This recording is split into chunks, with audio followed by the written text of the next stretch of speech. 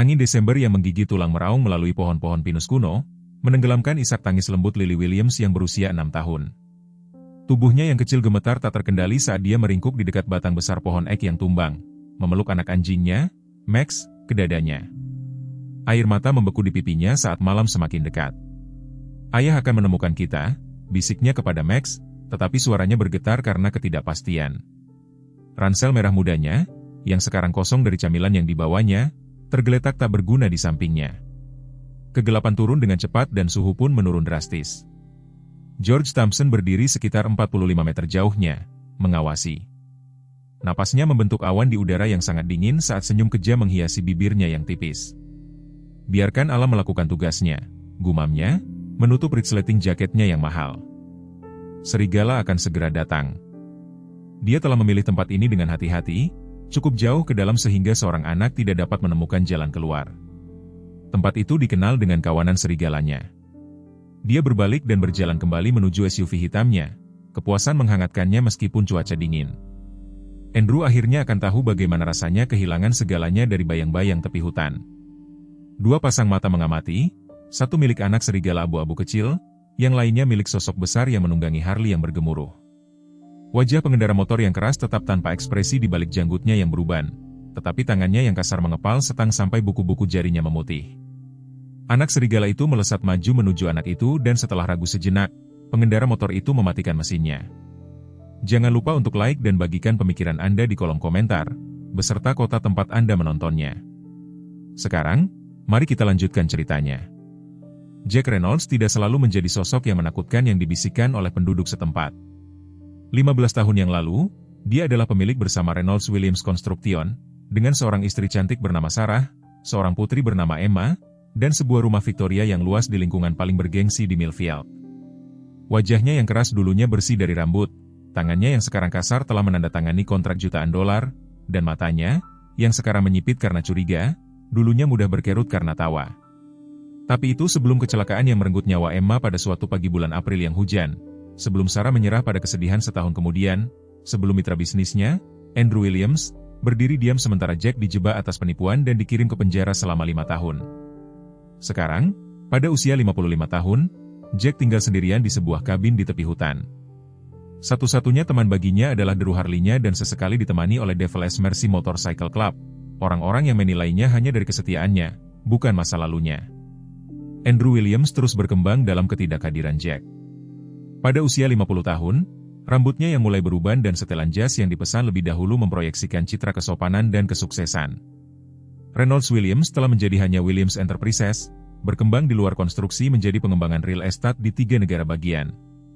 Istrinya, Margaret, mengatur jadwal sosial mereka dengan cermat, memastikan nama mereka muncul secara teratur dalam program gala amal. Putri mereka, Lily, adalah cahaya kehidupan Andrew, dewasa sebelum waktunya, baik hati, dan memiliki kemiripan yang luar biasa dengan Emma milik Jack, meskipun Andrew jarang membiarkan dirinya mengakui fakta yang tidak menyenangkan ini. Apa yang sedikit orang tahu adalah seberapa sering Andrew terbangun dengan keringat dingin, dihantui oleh ingatan wajah mantan mitranya saat dia dibawa pergi dengan borgol, dan keraguan yang terus-menerus yang telah tumbuh selama bertahun-tahun. Apakah dia salah tentang kesalahan Jack? George Thompson telah menjadi teman Andrew sejak mereka masih bermain bisbol di sekolah dasar, di mana Andrew karismatik dan ambisius, George penuh perhitungan dan iri hati. Pada usia 52 tahun, dia mempertahankan gelar kepala petugas keuangan di Williams Enterprises, tetapi utang judi dan investasi yang gagal telah membuatnya pahit. Dia telah membantu membuat bukti terhadap Jack bertahun-tahun yang lalu, fakta yang hanya diketahui olehnya. Setiap hari, menyaksikan kesuksesan Andrew dari pinggir lapangan memicu kebencian yang telah berubah menjadi kebencian, bukan hanya untuk Andrew tetapi untuk kebahagiaan yang dia wakili. Dan sekarang George akhirnya menemukan cara untuk membuat Andrew menderita seperti yang dia derita melalui orang yang paling dicintai Andrew. Jack Reynolds telah membuat rutinitas dalam 7 tahun sejak pembebasannya dari penjara. Setiap pagi sebelum fajar dia akan mengendarai Harley-nya ke tepi hutan Blackwood, parkir di samping bekas stasiun penjaga hutan, dan mendaki 5 km ke hutan belantara. Penduduk setempat berspekulasi tentang apa yang mungkin dilakukan oleh mantan pengusaha, yang berubah menjadi pengendara motor yang tangguh, di hutan setiap hari, pengiriman narkoba, perburuan ilegal, atau yang lebih buruk. Kebenarannya jauh lebih duniawi. Jack menemukan kedamaian di antara pohon-pohon kuno yang tidak menuntut apapun darinya. Tidak seperti orang-orang, hutan tidak pernah menghakimi, tidak pernah mengkhianati, tidak pernah meninggalkan. Pagi akhir September itu dimulai seperti biasanya. Jack telah memarkir sepedanya, menyesuaikan jaket kulitnya terhadap dinginnya musim gugur, dan memulai perjalanan biasanya. Dia hanya membawa ransel kecil berisi termos kopi hitam, salinan usang Hemingway's The Old Man and the Sea, dan sandwich yang dibungkus kertas lilin. 5 kilometer di dalam, di sebuah lapangan di samping sungai kecil, Jack duduk di atas batang pohon tumbang yang telah menjadi tempat berpikirnya selama bertahun-tahun. Disinilah, di tengah kopinya, dia pertama kali mendengar rengekan itu. Mungkin hanya kelinci yang terluka, gumamnya pada dirinya sendiri, mencoba kembali ke bukunya. Tetapi suara itu terus berlanjut, lemah, putus asa, dan jelas masih muda. Dengan desahan enggan, Jack meletakkan termosnya dan mengikuti suara itu ke lubang di bawah pohon besar yang telah tumbang dalam badai baru-baru ini. Di sana, gemetar di atas tumpukan daun, tergeletak seekor anak serigala yang tidak lebih besar dari kucing rumahan. Bulu abu-abunya kusut karena kotoran, matanya hampir tidak terbuka, dan ketika melihat Jack, ia mencoba menggeram yang keluar sebagai pekikan yang menyedihkan. "Di mana ibumu, sayang?" Jack melihat sekeliling dengan hati-hati. Seekor induk serigala bukanlah sesuatu yang ingin dia temui. Tetapi setelah 20 menit mencari, dia tidak menemukan tanda-tanda serigala dewasa, hanya jejak yang menunjukkan bahwa induknya telah dibunuh oleh sesuatu yang lebih besar, mungkin beruang. Anak serigala itu sendirian, ditinggalkan pada nasib yang Jack tahu betul. "Kamu sendirian sekarang," kata Jack kepada anak serigala itu, sudah berbalik untuk pergi. Dia membuat 3 langkah sebelum berhenti, mengutuk di bawah napasnya. Tangannya yang kasar menyisir janggutnya yang beruban saat dia berjuang dengan dirinya sendiri. Terlibat adalah permainan orang bodoh. Dia telah mempelajari pelajaran itu dengan harga yang sangat mahal. Tetapi sesuatu di mata putus asa anak serigala itu menarik ingatan yang telah dia coba kubur selama bertahun-tahun. "Sialan," gerutu Jack, berbalik. Dia berlutut dan dengan hati-hati mengambil anak serigala itu, yang terlalu lemah untuk melawan. "Hanya sampai kamu bisa menghidupi dirimu sendiri," katanya kepada bola bulu yang gemetar itu. "Jangan punya ide tentang ini menjadi permanen." Kembali di tempatnya di dekat sungai, Jack membuat sarang kecil dari jaketnya. Dia merobek sandwichnya menjadi potongan-potongan kecil, merendam beberapa di air dari sungai, dan menawarkannya kepada anak serigala itu. Awalnya makhluk itu menolak untuk makan, tetapi rasa lapar akhirnya mengatasi rasa takut. Saat anak serigala itu makan dari tangannya, Jack merasakan sesuatu bergerak di dalam dirinya, perasaan yang dia pikir telah mati bersama putri dan istrinya. Itu tidak sepenuhnya harapan atau kegembiraan, tetapi mungkin sepupu jauh dari keduanya.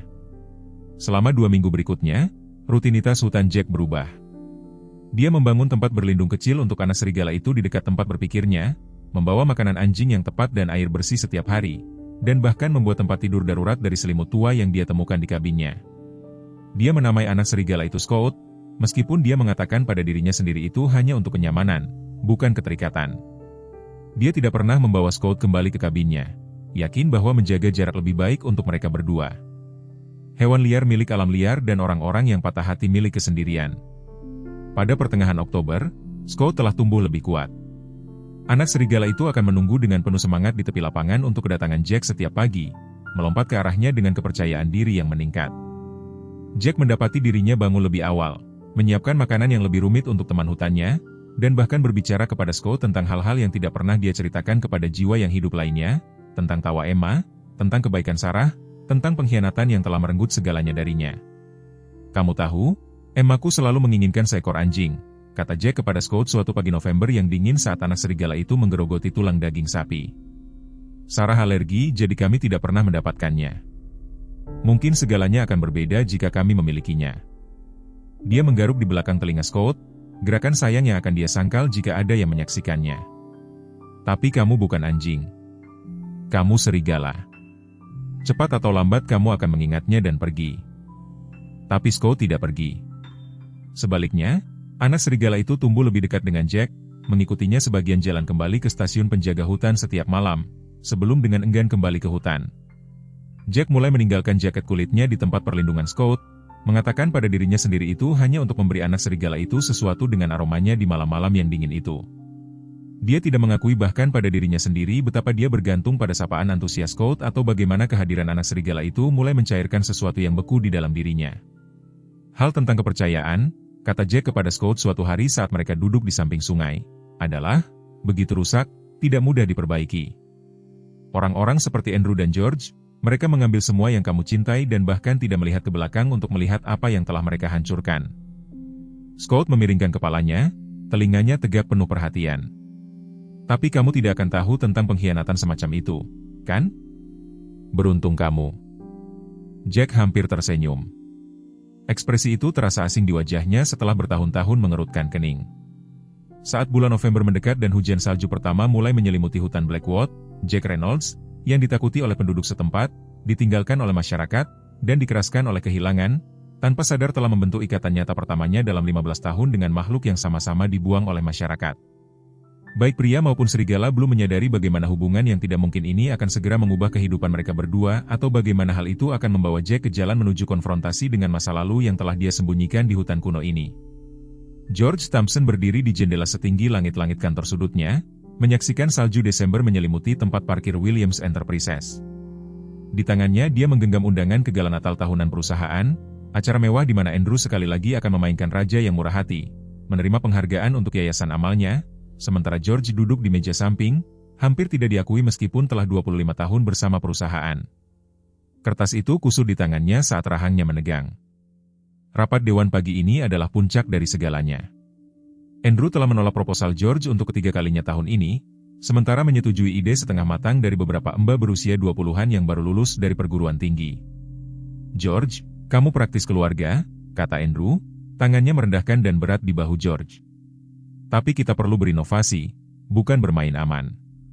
Begitulah cara kita membangun perusahaan ini, kita, seolah-olah George tidak ada di sana sejak awal, seolah-olah dia bukan orang yang menyarankan untuk menjebak Jack Reynolds ketika investasi berisiko mereka menjadi buruk, menyelamatkan reputasi Andrew sambil mengorbankan Jack.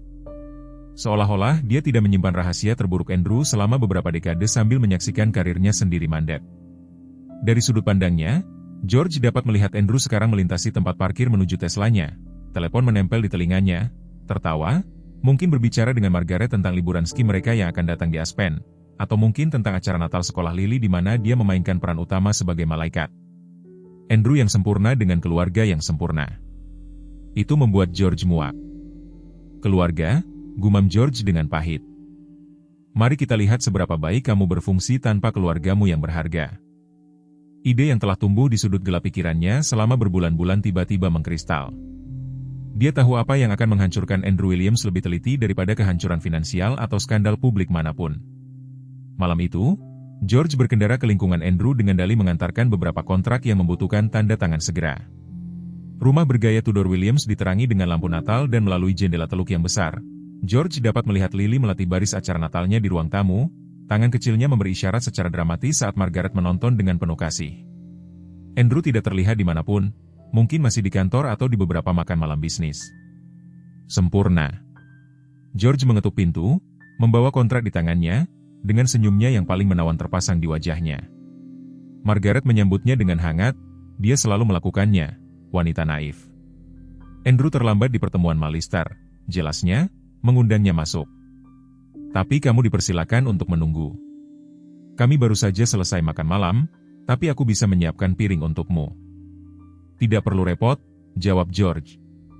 Aku tidak bisa tinggal lama, tapi aku membawakan sesuatu untuk Lily untuk keberuntungannya di acara Natalnya. Dia mengeluarkan paket kecil yang dibungkus dari saku mantelnya. Lily melompat, matanya berbinar. Terima kasih, Paman George. Pada usia 6 tahun dia percaya dan penyayang, seperti Emma Reynolds sebelum kecelakaan itu.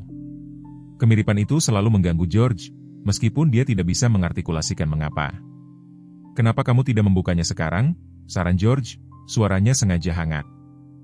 Di dalamnya ada bola salju kecil yang menampilkan adegan hutan miniatur. Itu memainkan musik, George mendemonstrasikan, memutar kunci di bagian bawah. Sebuah melodi berdentang memenuhi ruangan, malam sunyi. Itu indah, Lily menghela napas, menggoyangkannya untuk mengirim salju buatan berputar-putar. Kamu tahu apa lagi yang ajaib? George membungkuk dengan nada bersekongkol. Hutan yang sebenarnya di salju. Aku sedang melewati Blackwood sebelumnya dan itu tampak seperti bola salju kamu. Pohon-pohonnya semua membeku seperti dongeng. Bisakah kita pergi melihat, Bu? Tolong? Lily menoleh ke Margaret, matanya memohon. Mungkin akhir pekan ini, sayang. Ini malam sekolah, Margaret tersenyum meminta maaf kepada George. Kamu membuatnya bersemangat sekarang. Pemandangan terbaik adalah saat matahari terbenam, George menekan, memeriksa arlojinya dengan teatrikal, yang terjadi sekarang. Begini, aku perlu melewati sana. Kenapa aku tidak mengajak Lily untuk melihat sekilas? 20 menit paling lama. Kita bisa menelepon Andrew untuk menemui kita dalam perjalanan pulang. Margaret ragu-ragu. Aku tidak tahu. Tolong, Bu, aku ingin melihat hutan peri. Lily praktis melompat dengan kegembiraan. Paman George akan mengembalikanku sebelum tidur. Janji. George meletakkan tangan di atas hatinya. Kehormatan pramuka. Ironi menggunakan kehormatan Scout tidak luput dari perhatiannya. 15 menit kemudian, SUV George berhenti di jalan akses sempit yang mengarah ke hutan Blackwood. Di sampingnya, Lily menggenggam bola saljunya. Matanya melebar saat dia melihat pohon-pohon pinus yang tertutup salju. Sesuai dengan janjinya, pemandangannya ajaib. Selimut putih bersih menutupi tanah, cabang-cabang berat dengan salju, sinar matahari terakhir yang melemparkan bayangan biru panjang. Bisakah kita keluar dan melihat? Lily bertanya. Tentu saja. George parkir di lapangan kecil dan membantunya keluar dari mobil. Bawa anak anjingmu juga. Dia akan senang melihat ini. Max, anak anjing terrier kecil yang diberikan Andrew kepada Lily untuk ulang tahunnya, menggonggong dengan gembira dari kendaraannya di kursi belakang. George memimpin Lily lebih dalam ke hutan, dengan sengaja mengambil belokan yang membingungkan, bergerak semakin jauh dari jalan. Mari kita cari pohon Natal yang sempurna, sarannya. Yang bisa masuk langsung ke ruang tamu kamu. Tapi ayah sudah memesan pohon kita, kata Lily bingung tapi tetap percaya. Ini hanya untuk bersenang-senang, George meyakinkannya. Sebuah permainan. Pada saat mereka mencapai pohon ek tumbang yang besar, yang telah George amati berminggu-minggu sebelumnya, kegelapan hampir turun dan suhu telah turun secara signifikan. Lily mulai tampak khawatir. Paman George, aku kedinginan. Bisakah kita kembali sekarang? Sebentar lagi, George meletakkan ransel kecil yang telah dia bawa. Pertama, mari kita makan camilan kecil. Dia mengeluarkan kotak jus dan beberapa kue, yang diterima Lily dengan penuh syukur. Saat dia makan, George dengan santai bergerak beberapa langkah menjauh. Kamu tahu, Lily, ayahmu dan aku sudah berteman sangat lama. Aku tahu. Sejak kamu kecil seperti aku. Benar. Dan selama itu ayahmu selalu mendapatkan semua yang dia inginkan. Suara George mengeras hampir tak terlihat. Mainan terbaik, nilai terbaik, pekerjaan terbaik, keluarga terbaik. Lily mendongak, bingung dengan nada suaranya. Ayah bekerja sangat keras. Itulah yang dikatakan ibu. Benarkah? Atau apakah dia hanya mengambil apa yang menjadi milik orang lain? George memeriksa arlojinya. Andrew akan tiba di rumah sekarang, menemukan Margaret khawatir tentang keberadaan Lily. Ayahmu pernah mengambil sesuatu yang sangat penting dariku, dan dari pria lain bernama Jack Reynolds. Siapa Jack Reynolds? Tanya Lily, alisnya yang kecil berkerut. Seseorang yang dihancurkan ayahmu. George menutup resleting jaketnya. Sama seperti dia menghancurkanku sedikit demi sedikit setiap hari. Aku ingin pulang sekarang, kata Lily, suaranya kecil. Max merengek dalam pelukannya, merasakan kesedihannya. George menatapnya, anak ini yang mewakili semua yang telah ditolak darinya. Untuk sesaat singkat, keraguan melintas di wajahnya. Kemudian itu mengeras menjadi tekad. Aku khawatir aku tidak bisa mengantarmu pulang, Lily, katanya dingin. Kamu akan tinggal di sini di hutan peri. Jika kamu sangat beruntung, mungkin serigala akan menemukanmu sebelum kamu membeku. Mata Lily melebar ketakutan. Paman George, tolong. Ranselmu memiliki beberapa camilan dan air.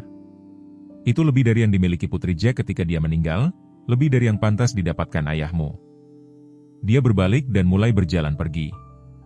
Jangan tinggalkan kami, teriak Lily, memeluk Max ke dadanya. Aku takut. George berhenti, melihat kembali sosok kecil yang meringkuk di dekat pohon ek tumbang. Untuk satu detik, penyesalan mengancam akan membanjirinya. Kemudian dia memikirkan wajah Andrew ketika dia menyadari putrinya yang berharga hilang. Ekspresi yang sama yang telah dikenakan Jack Reynolds 15 tahun lalu saat dunianya runtuh. Selamat tinggal, Lily, kata George, menghilang ke hutan yang semakin gelap, meninggalkan seorang anak yang ketakutan, seekor anak anjing yang merengek, dan melodi berdentang malam sunyi yang masih bermain dari bola salju yang jatuh ke salju. Jack gelisah sepanjang hari. Scott tidak menemuinya di tempat biasanya pagi itu, sesuatu yang belum pernah terjadi sejak mereka pertama kali membentuk ikatan mereka yang tidak mungkin. Menjelang sore, saat salju tebal mulai turun, kekhawatiran Jack telah berubah menjadi kekhawatiran yang menggerogoti yang mengejutkannya dengan intensitasnya. Dia telah menghabiskan 2 jam tambahan mencari di sekitar tempat perlindungan Scott, memanggil anak serigala itu, meskipun merasa bodoh karena melakukannya. Sekarang, saat senja mendekat dan suhu turun drastis, Jack dengan enggan bersiap untuk kembali ke kabinnya. Mungkin hewan sialan itu menemukan keluarga aslinya, gumam Jack, mencoba meyakinkan dirinya sendiri bahwa dia tidak peduli. Dia menutup resleting jaket kulitnya dan menyesuaikan ranselnya yang usang. Lebih baik begini, bagaimanapun juga. Tetapi kata-kata itu terdengar hampa di hutan yang sunyi. Dia baru saja mencapai bekas stasiun penjaga hutan tempat Harley-nya menunggu ketika dia mendengarnya. Suara menggonggong yang familiar, tetapi dengan nada mendesak yang belum pernah dia dengar sebelumnya. Jack berbalik untuk melihat Scott melompat ke arahnya melalui salju. Perilaku anak serigala yang biasanya menyenangkan digantikan oleh sesuatu yang tampak sangat mirip dengan kesedihan. "Di sana kamu," kata Jack, kelegaan membanjirinya meskipun dia berusaha. "Di mana kamu bersembunyi sepanjang hari?" Scott mengelilingi Jack dengan panik, menggigit jeansnya, lalu melesat beberapa meter kembali ke hutan sebelum kembali untuk mengulangi perilaku tersebut.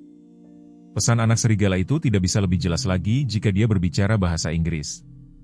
"Ikuti aku." "Tidak hari ini, Scott. Badai akan datang." Jack menunjuk ke langit yang semakin gelap. "Apapun tupai yang kamu kejar bisa menunggu sampai besok." Tetapi Scott bersikeras, perilakunya semakin putus asa setiap menit yang berlalu. Sesuatu yang jauh di dalam perut Jack, naluri yang telah dia pelajari untuk dipercaya selama bertahun-tahun di penjara, mengatakan kepadanya ini penting. Dengan desahan pasrah, dia berbalik dari sepeda motornya dan kembali menuju hutan. "Pimpin jalan, kalau begitu, tapi ini lebih baik bagus." Scott tidak membuang waktu sedetik pun, segera berlari ke pepohonan dengan Jack mengikuti di belakang. Mereka bergerak lebih dalam ke hutan daripada tempat berburu biasa mereka. Anak serigala itu secara berkala berhenti untuk memastikan Jack masih mengikuti sebelum melanjutkan dengan tujuan yang ditentukan. Salju turun dengan lebat sekarang, menciptakan keheningan yang teredam yang hanya dipecah oleh napas Jack yang terengah-engah dan sesekali suara dahan yang syarat salju. Setelah hampir 1,5 kilometer, Scott tiba-tiba berhenti, telinganya tegak ke depan. Jack berusaha keras untuk mendengar apa yang telah menarik perhatian anak serigala itu, dan saat itulah sampai padanya. Tangisan seorang anak, samar tetapi tak salah lagi, terbawa oleh angin musim dingin. "Apa-apaan ini?" Jack berlari, mengikuti Scott melalui semak-semak pinus yang lebat. Mereka muncul ke lapangan kecil yang didominasi oleh pohon ek tumbang yang besar. Meringkuk di dekat batangnya adalah sosok kecil dalam mantel merah muda, menggenggam apa yang tampak seperti seekor anak anjing. Jantung Jack hampir berhenti. Untuk sesaat yang mustahil, dia pikir dia sedang melihat Emma. Emmanya, seperti dia pada hari terakhir dia melihatnya hidup, ukuran yang sama, rambut pirang yang sama, mengintip dari topi rajutan, bahkan mantel yang mirip. Kemudian anak itu mendongak dan meskipun kemiripannya masih mencolok, dia bisa melihat ini adalah gadis yang berbeda. Tetapi kejutan yang mendalam dari kesan pertama itu membuatnya membeku sesaat. "Apakah kamu orang jahat?"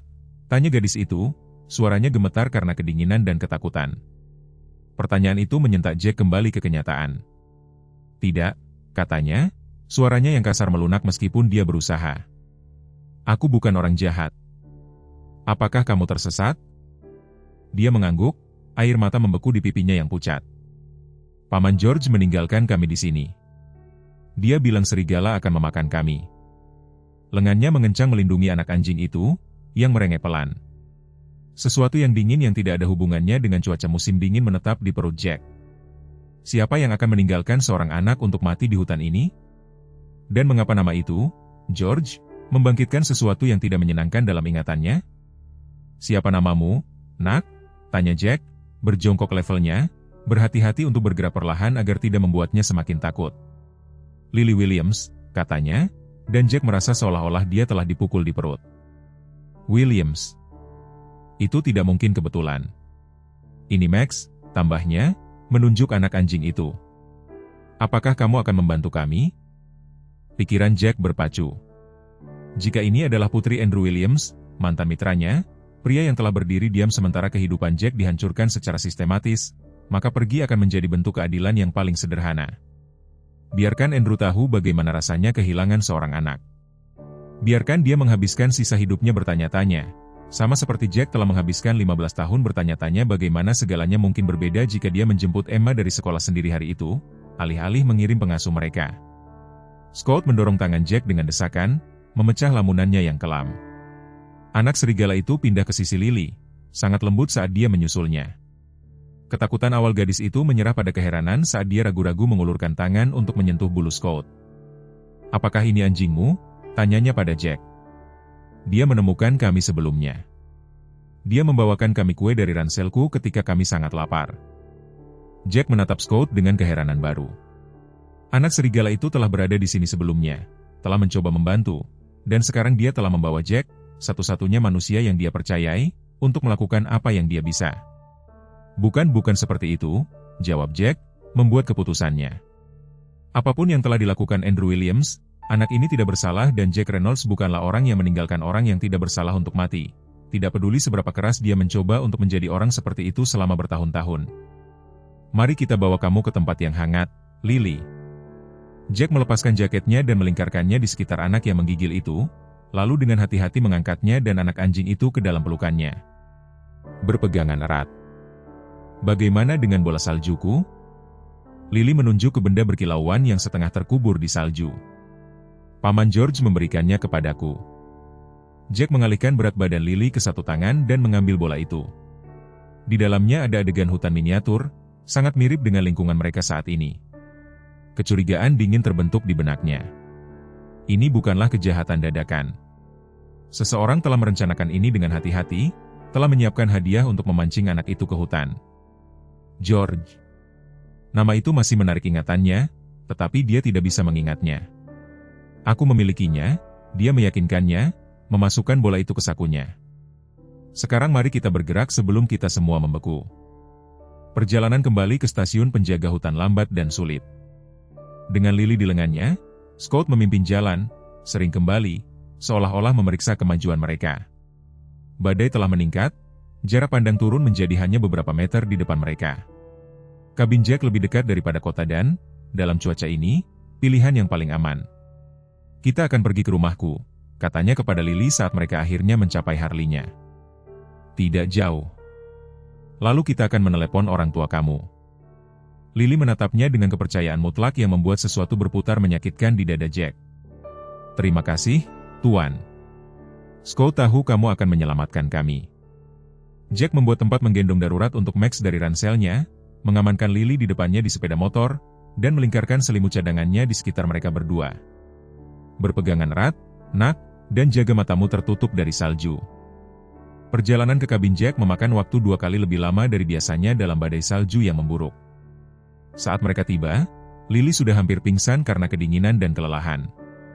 Jack dengan cepat menggendongnya masuk, menyalakan bara api di kompor kayunya hingga berkobar dan membungkusnya dengan semua selimut yang dia miliki. Max meringkuk di sampingnya sementara Scott, yang mengejutkan Jack, mengikuti mereka masuk alih-alih kembali ke hutan. Setelah Lily menghangatkan diri di dekat api dengan coklat panas di tangan kecilnya, Jack meraih telepon rumahnya yang jarang digunakan. Sinyal seluler tidak ada di daerah terpencil ini, terutama saat badai.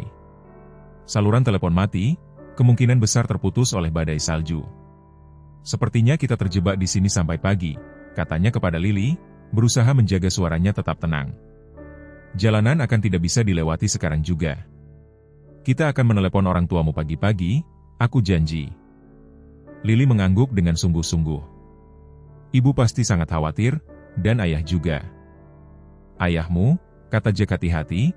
"Apakah namanya Andrew Williams?" Wajah Lily berseri-seri. "Ya, apakah kamu mengenal ayahku?" "Kami saling mengenal sejak lama." Jack mengatakan pernyataan yang meremehkan abad ini. "Dan Paman George ini, yang meninggalkanmu di hutan, apakah dia pamanmu yang sebenarnya?" Lily menggelengkan kepalanya. "Dia sahabat ayah sejak mereka kecil." Dia bekerja di perusahaan ayah. Dia memiliki kantor yang berkilau dengan jendela besar. Bibir bawahnya bergetar. Dia berkata, ayah mengambil sesuatu darinya dan dari seorang pria bernama Jack. Lalu dia meninggalkan kami di salju. Jack hampir menjatuhkan mug yang dipegangnya. George Thompson, teman masa kecil Andrew, yang telah menjadi CFO di perusahaan mereka. George yang sama yang telah menemukan dokumen palsu yang telah mengirim Jack ke penjara. Potongan-potongan itu jatuh pada tempatnya dengan kejelasan yang memuakkan. Mengapa Paman George melakukan itu? Lily bertanya dengan suara kecil. Apakah karena aku nakal? Jack duduk dengan berat di sampingnya. Tidak, Lily, kamu tidak melakukan kesalahan apapun. Terkadang orang dewasa melakukan hal-hal buruk karena mereka terluka di dalam. Itu tidak membuatnya benar, tapi itu bukan salahmu. Seperti ketika Tommy di sekolah mendorongku karena orang tuanya bercerai. Seperti itulah. Jack setuju, mengagumi kebijaksanaan sederhana yang kadang-kadang dimiliki anak-anak. Hanya saja, jauh lebih buruk. Saat malam tiba, Jack membuatkan tempat tidur untuk Lily di sofanya. Dia tertidur dengan cepat, kelelahan karena cobaan beratnya, dengan Max meringkuk di sisinya dan Scott berbaring melindungi di lantai di samping mereka. Jack duduk di kursi berlengan usangnya mengawasi mereka, pikirannya adalah campuran yang bergejolak dari ingatan dan kesadaran. Selama 15 tahun dia menyalahkan Andrew Williams secara eksklusif atas kejatuhannya. Sekarang tampaknya George Thompson telah menjadi arsitek kehancurannya dan hampir menambahkan pembunuhan anak ke kejahatannya. Tapi mengapa? Apa yang mungkin mendorong seorang pria ke ekstrim seperti itu? Perenungan Jack terganggu oleh suara kecil Lily. Tuan Jack, gumamnya mengantuk. Apakah kamu Jack yang dibicarakan Paman George? Dia ragu-ragu, lalu mengangguk. Aku rasa begitu. Ya. Apakah ayahku benar-benar mengambil sesuatu darimu? Pertanyaan itu menggantung di udara saat Jack mempertimbangkan bagaimana menjawab. Kebenarannya kompleks, mungkin terlalu berat untuk dipahami seorang anak. Namun sesuatu dalam tatapan sungguh-sungguh Lily menuntut kejujuran. Aku pikir dia melakukannya, kata Jack akhirnya. Untuk waktu yang lama aku sangat marah pada ayahmu, tapi sekarang aku tidak begitu yakin apa yang sebenarnya terjadi. Lily tampak menerima ini, kelopak matanya terkulai. Ayah berkata, ketika kamu tidak yakin tentang sesuatu, kamu harus bertanya sebelum kamu memutuskan. Kata-katanya tidak jelas saat tidur merebutnya kembali. Mungkin kamu harus menanyakan pertanyaanmu kepada ayah dari mulut bayi, pikir Jack. Mungkin dia benar. Mungkin, setelah 15 tahun kepahitan dan isolasi, sudah waktunya untuk menghadapi Andrew Williams dan mendengar sisi ceritanya. Tapi pertama-tama mereka harus selamat dari malam itu dan membawa Lily pulang dengan selamat. Fajar menyingsing cerah dan dingin, badai telah berlalu semalaman. Jack sudah bangun, hanya tidur sedikit. Dia menghabiskan berjam-jam memikirkan jalan yang telah membawanya ke sini, ke situasi yang mustahil ini, menampung putri musuh bebuyutannya, namun merasa lebih manusiawi daripada yang dia rasakan selama bertahun-tahun hanya dengan membantunya. Bangun dan bersinar, nak, dia memanggil Lily dengan lembut. Cuaca sudah cerah. Waktunya membawamu pulang. Saat Lily makan sarapan sederhana yang telah dia siapkan, Jack mencoba telepon lagi. Kali ini dia mendapat nada dering. Tangannya ragu-ragu di atas gagang telepon. Hal yang masuk akal adalah menelepon serif, melaporkan penemuan anak hilang dan mundur dari situasi tersebut. Tetapi itu berarti pertanyaan yang tidak siap dia jawab dan potensi kecurigaan jatuh pada mantan narapidana, yang kebetulan menemukan putri seorang pengusaha kaya di hutan. Tidak, lebih baik membawa Lily langsung ke orang tuanya. Menghadapi apapun yang terjadi selanjutnya secara langsung. Perjalanan ke Millfield menegangkan. Jack sangat menyadari muatan berharga yang terpasang di depannya di Harley. Lily bersikeras membawa Max dan Scott, yang terakhir menunggang dengan tenang di pembawa sementara yang sebelumnya menampung anak anjing itu. Jack telah berdebat menentang membawa anak serigala ke kota tetapi akhirnya mengalah ketika Scott menjelaskan bahwa dia tidak akan ditinggalkan. Rumah besar Williams berdiri di atas 3 hektar yang terawat di tepi lingkungan paling eksklusif di Millfield. Saat mereka mendekati gerbang yang megah, Jack merasakan banjir emosi yang bertentangan, dendam atas kekayaan yang terus dikumpulkan Andrew sementara dia kehilangan segalanya, kepuasan karena mengetahui bahwa dia akan mengganggu dunia sempurna Andrew, dan kecemasan yang tak terduga tentang bagaimana Lily akan diterima. Tetapi mereka mengira dia ada hubungannya dengan menghilangnya Lily. Properti itu adalah sarang aktivitas. Mobil-mobil polisi berbaris di jalan masuk melingkar dan Jack bisa melihat apa yang tampak sebagai tim pencari yang mengorganisasi di halaman depan. Dia berhenti di gerbang dan langsung dua petugas mendekat dengan tangan di senjata mereka. "Tuan, ini adalah area terlarang. Ada operasi polisi yang sedang berlangsung." Salah satu dari mereka mulai lalu berhenti tiba-tiba saat dia melihat Lily. "Tunggu, apakah itu Lily?" Jeritan itu datang dari rumah, saat seorang wanita dengan jubah mandi menerobos pintu depan dan berlari ke jalan masuk. Margaret Williams, wajahnya berlinang air mata dan lesu karena malam tanpa tidur, meraih melalui gerbang dengan tangan gemetar. "Ibu," Lily menangis, merangkak turun dari sepeda motor dan menekan dirinya ke jeruji gerbang. Semuanya terjadi dengan cepat setelah itu. Gerbang terbuka, Margaret mengumpulkan Lily ke dalam pelukan putus asa. Petugas mengepung Jack dengan campuran rasa terima kasih dan kecurigaan dan di suatu tempat dalam kekacauan, Andrew Williams muncul dari rumah, berlari menuju putrinya dengan ekspresi sukacita yang tidak percaya. Baru setelah Lily berada di pelukan orang tuanya dengan aman, dengan terengah-engah menjelaskan tentang hutan dan salju dan Scott menyelamatkannya, Andrew mendongak dan benar-benar melihat pria yang telah membawa putrinya pulang. Warna darah menghilang dari wajahnya saat pengakuan menyingsing. "Jack," bisiknya, suku kata tunggal itu membawa 15 tahun sejarah yang rumit. Jack Reynolds menegakkan tubuhnya sepenuhnya, menatap tatapan mantan rekannya tanpa gentar. "Halo, Andrew, aku yakin kita memiliki beberapa hal untuk didiskusikan di antara kita." Lily melihat bolak-balik, merasakan ketegangan tetapi tidak memahami sumbernya. "Ayah, ini Tuan Jack. Dia menyelamatkanku ketika Paman George meninggalkanku di hutan. Dan ini Scott." Dia menunjuk dengan bangga ke anak serigala yang duduk dengan tenang di samping kaki Jack, mengamati keributan dengan mata kuning waspada. Andrew menegang. George Thompson meninggalkanmu di hutan?" Suaranya sangat pelan. "Dia bilang kamu mengambil sesuatu darinya dan dari Tuan Jack." Lily menegaskan dengan polos. "Lalu dia bilang serigala akan memakannya." Wajah Andrew berkerut dengan campuran emosi yang kompleks, ngeri dengan apa yang telah dilakukan temannya, kebingungan saat dia melihat Jack dan pemahaman yang menyingsing saat potongan-potongan teka-teki berusia 15 tahun mulai bergeser ke pola baru. "Petugas," kata Andrew, tanpa mengalihkan pandangannya dari Jack, "aku yakin kita perlu menemukan George Thompson segera. Dia tampaknya bertanggung jawab atas penculikan putriku." Polisi bergerak dengan tujuan baru, mengirimkan informasi melalui radio. Seorang petugas melangkah maju, "Tuan, kami membutuhkan pernyataan dari semua orang." Termasuk, dia menunjuk ke arah Jack dengan ketidakpastian. "Jack Reynolds, Andrew memasok, seorang teman lama yang tampaknya menyelamatkan nyawa putriku." Suaranya pecah pada kata terakhir dan, untuk pertama kalinya sejak reuni mereka, fasad tenang Andrew retak.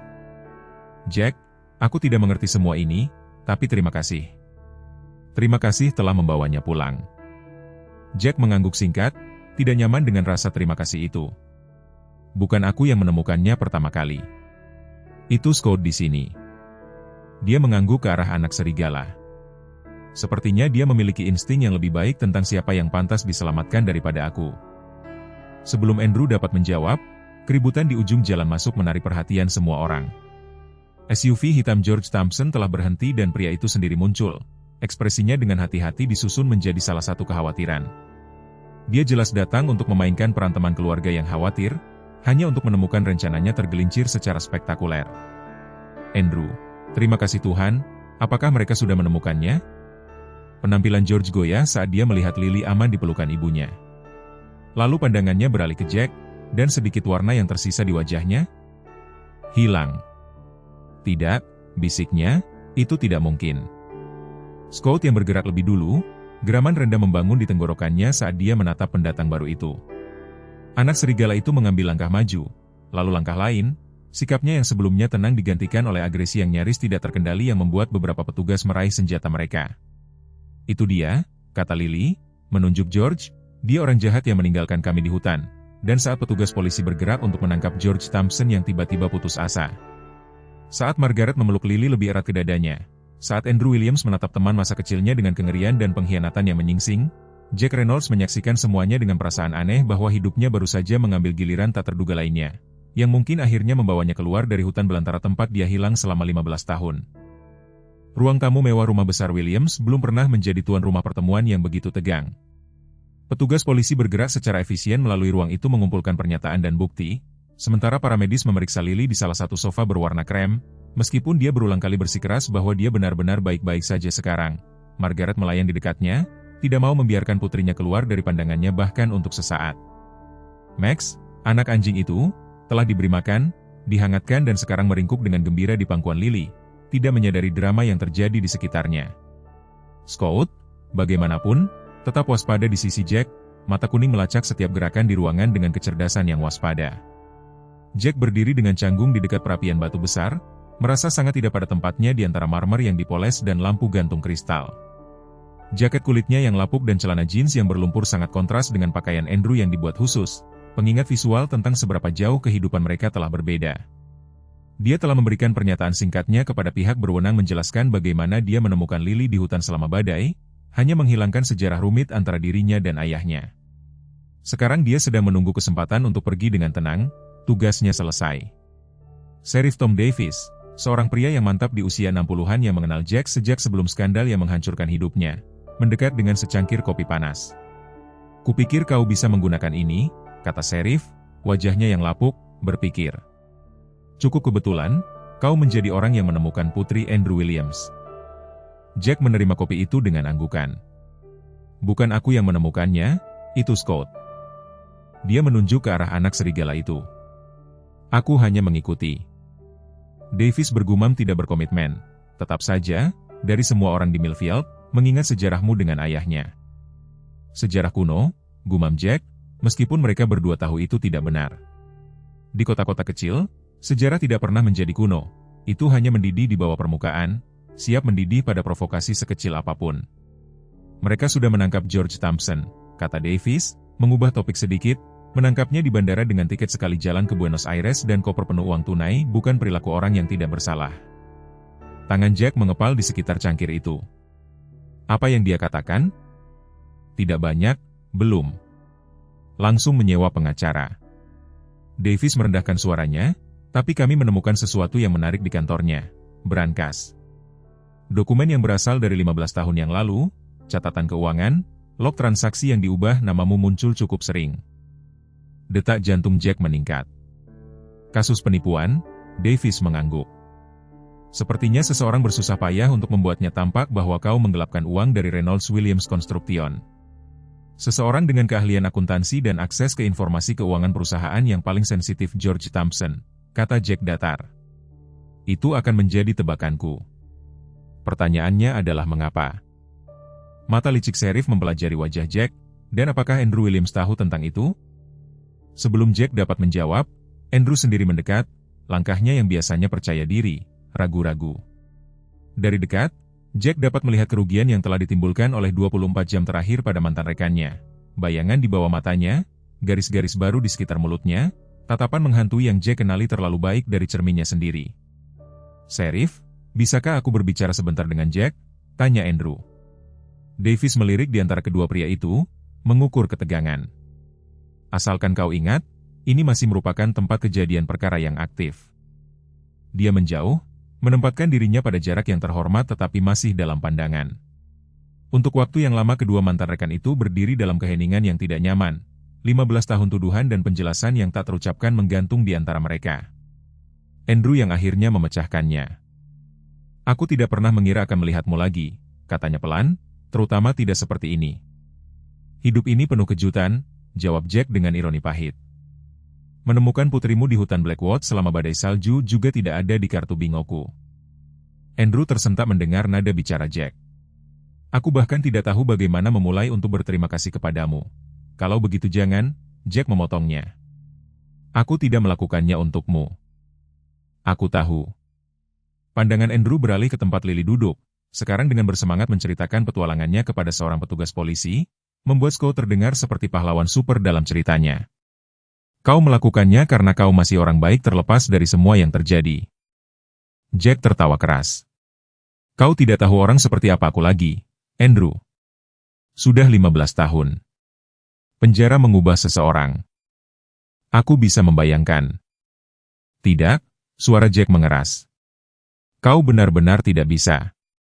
Dia meletakkan kopi yang tidak tersentuh dengan hati-hati. "Dengar, aku sudah memberikan pernyataanku. Lily aman." Tidak ada yang menahanku di sini. Tolong tunggu.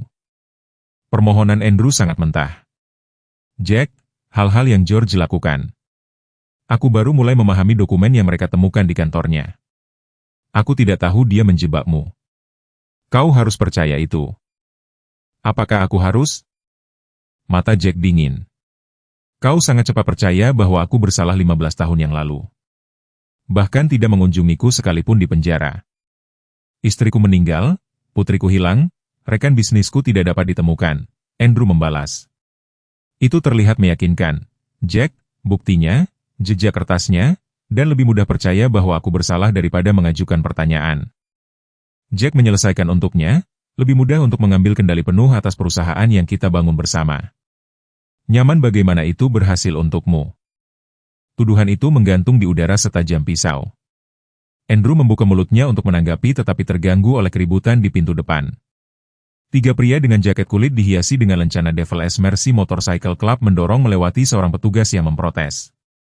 Memimpin mereka adalah gunung seorang pria dengan janggut perak dan lengan yang ditutupi tato yang memudar. Mike Hammer Johnson, orang yang paling dekat dengan Jack sebagai teman hari ini. Jack. Hammer memanggil, melihatnya di dekat perapian. Dengar, kau terlibat dalam masalah. Kami datang untuk memastikan kau mendapatkan perlakuan yang adil. Matanya menyipit curiga pada Andrew. Apakah ini mantan rekan yang menjatuhkanmu? Ruangan itu menjadi sunyi, petugas polisi tiba-tiba waspada, tangan melayang ke arah senjata. Jack bergerak cepat untuk meredakan situasi. Tidak apa-apa, Hammer, hanya menyelesaikan beberapa urusan lama. Dia berbalik ke petugas terdekat. Orang-orang ini bersamaku, mereka tidak menimbulkan masalah. Sheriff Davis mendekat, ekspresinya hati-hati, netral. Mike. Dia mengakui pengendara motor itu dengan anggukan. Tidak ingat mengundang Devil S Mercy ke penyelidikan ini? Tidak perlu undangan, Tom. Hammer menjawab dengan mudah, Jack adalah salah satu dari kami menjaga orang-orang kami. Benjolan tak terduga terbentuk di tenggorokan Jack. Setelah pembebasannya dari penjara, ketika dia tidak memiliki apa-apa dan tidak ada siapapun, klub motor itu telah merangkulnya tanpa pertanyaan atau penilaian. Mereka telah memberinya komunitas ketika warga Millfield yang terhormat telah memunggunginya. Andrew menyaksikan pertukaran ini dengan keterkejutan yang terlihat. Jack Reynolds yang dia kenal adalah seorang pengusaha yang dipoles, tidak nyaman di sekitar karakter kasar seperti pengendara motor ini. Kesadaran tentang seberapa lengkap kehidupan Jack telah berubah dalam ketidakhadirannya tampaknya akhirnya menghantamnya. Tuan Jack. Suara Lily memotong ketegangan saat dia melesat melintasi ruangan, menghindari upaya ibunya untuk menghentikannya. Dia berhenti di depan kelompok pengendara motor yang mengintimidasi, matanya lebar karena kegembiraan daripada ketakutan. Apakah ini teman-temanmu? Apakah mereka memiliki sepeda motor keren seperti milikmu?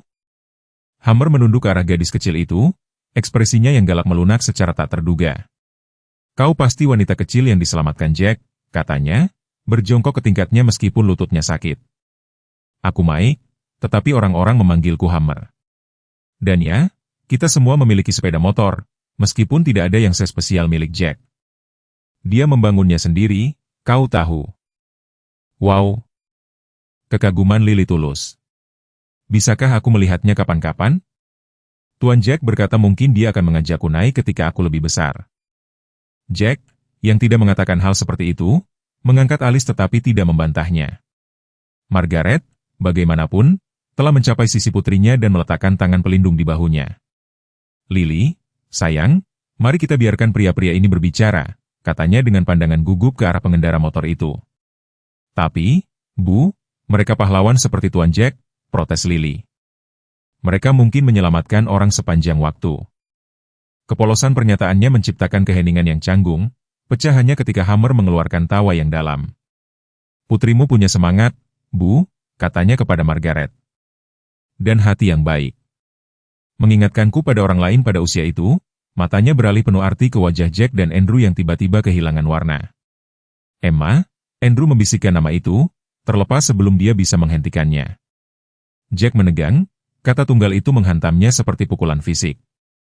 Emma, nama putrinya, tidak terucapkan di rumah ini selama 15 tahun, namun jelas tidak dilupakan.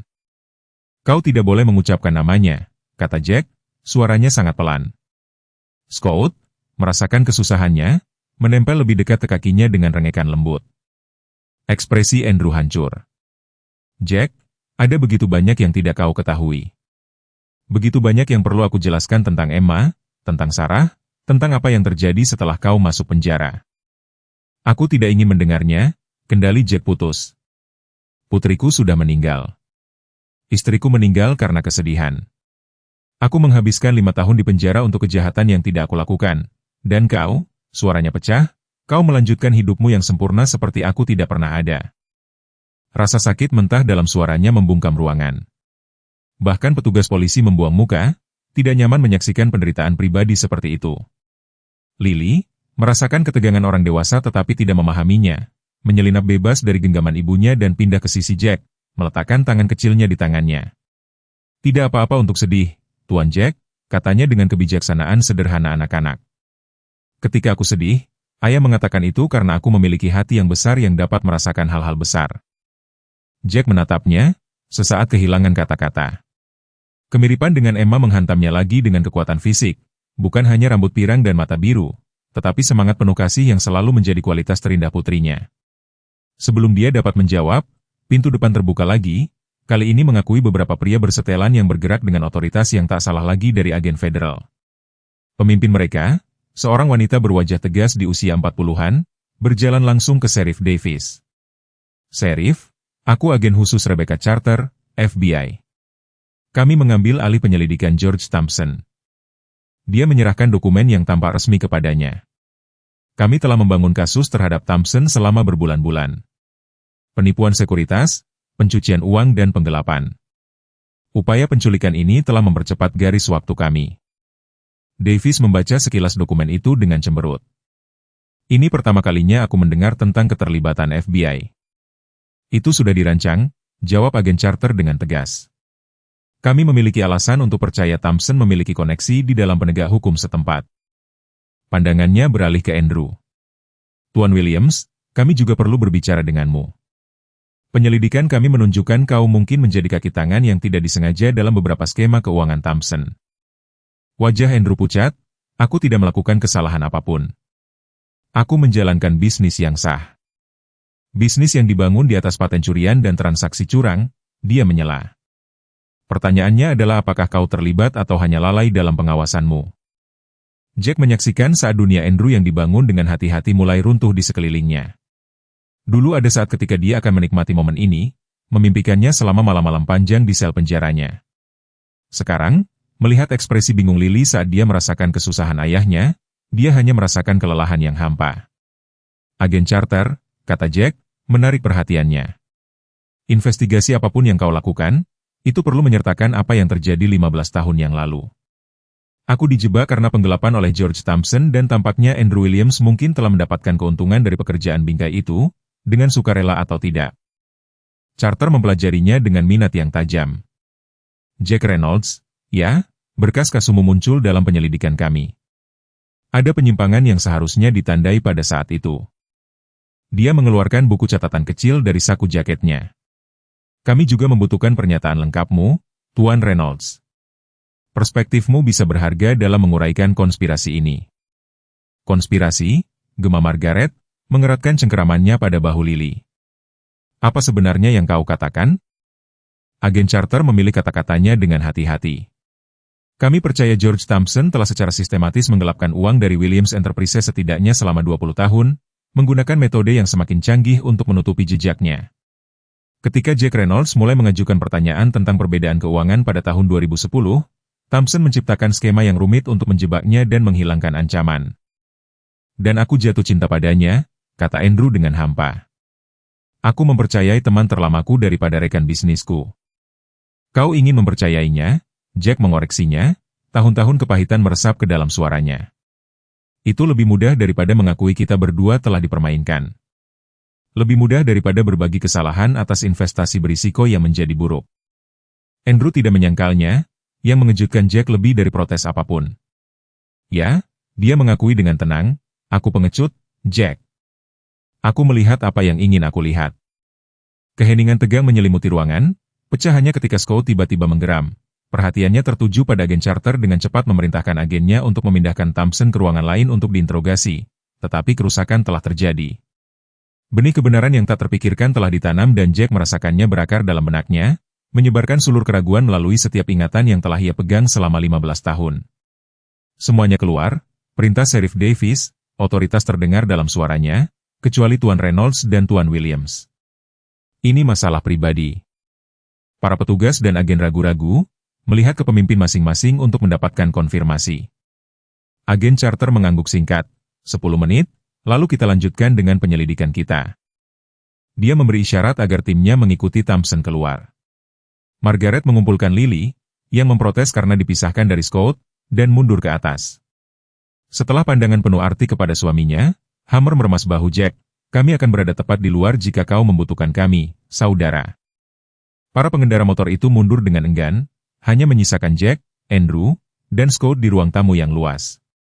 Untuk sesaat yang panjang, kedua pria itu saling berhadapan melintasi jurang emosional yang telah terbentuk selama 15 tahun. Scott berbaring di kaki Jack, mata kuning, waspada, seolah merasakan pentingnya apa yang akan terjadi. Jack Andrew akhirnya memecah keheningan. Apa yang Thompson bicarakan? Bagaimana dengan Emma? Nama itu masih terasa seperti pisau di antara tulang rusuk Jack. Dia bergerak ke jendela, menatap pemandangan musim dingin yang murni dari perkebunan Williams, sangat berbeda dari kabinnya yang jarang di hutan.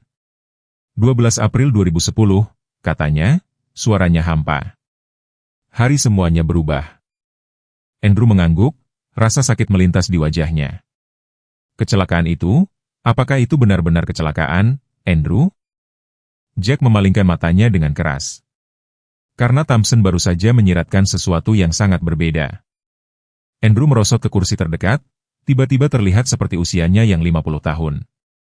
Jack, aku bersumpah padamu, aku tidak pernah. Dia berhenti, menenangkan diri.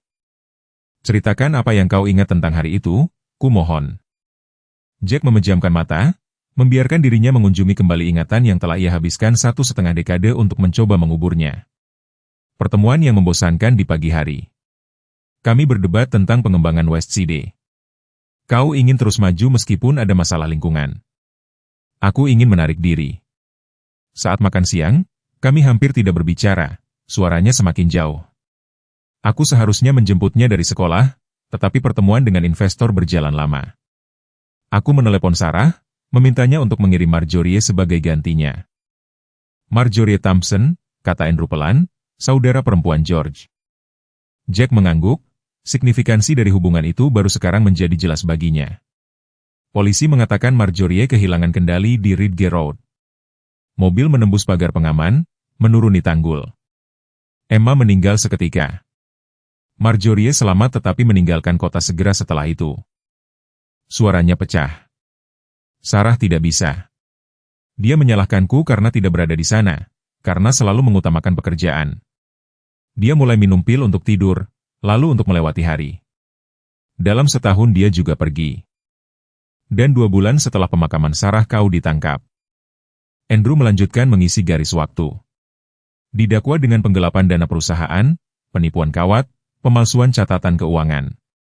Sementara kau mengambil kendali perusahaan yang kita bangun bersama, Jack menyelesaikan dengan pahit.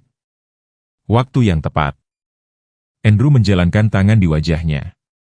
Jack, ada sesuatu yang tidak kau ketahui, sesuatu yang seharusnya kukatakan padamu bertahun-tahun yang lalu, tetapi aku pengecut. Dia menarik napas dalam-dalam.